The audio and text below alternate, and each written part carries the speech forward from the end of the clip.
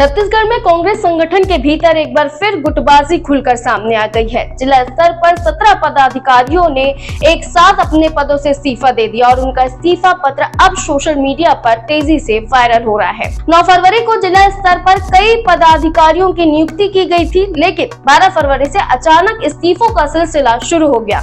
महज 3 दिनों में पूर्व सांसद की बहू समेत 10 वरिष्ठ पदाधिकारी अपने पदों से अलग हो गए, जिसने संगठन के अंदर असंतोष और नेतृत्व संकट की चर्चाओं को तेज कर दिया है। इस्तीफा देने वालों में उषा सिंह का नाम सबसे ज्यादा चर्चा में है।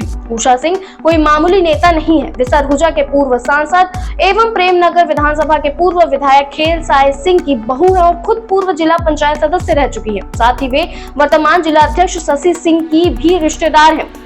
उषा सिंह का राजनीतिक और सामाजिक आधार इतना मजबूत है कि उनका इस्तीफा सीधे टीएस सिंहदेव गुट और संगठन में सत्ता संघर्ष की गहरी खबर बन गया है।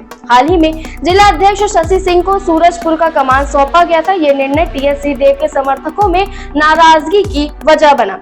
कई कार्यकर्ताओं का आरोप है कि जिला और संगठन स्तर पर बड़े नेताओं से राय नहीं ली गई और टीएस सिंहदेव के समर्थकों को उचित पद नहीं दिए गए। यही नहीं, उनके साथ लगातार अनदेखी और उपेक्षा की जा रही थी। इस बीच इस्तीफों ने कांग्रेस में गुटबाजी की गर्मी और सवाल और बढ़ा दिए हैं। तो सवाल यही है, क्या ये इस्तीफा कांग्रेस के संगठन में गहराते संकट का संकेत है या सिर्फ राजनीतिक खेल का हिस्सा? आपकी राय क्या है? कमेंट में जरूर बताएं और अपने दोस्तों के साथ इसे शेयर करना ना भूलें और अपडेट्स के लिए बने रहिए वैम छत्तीसगढ़ के साथ।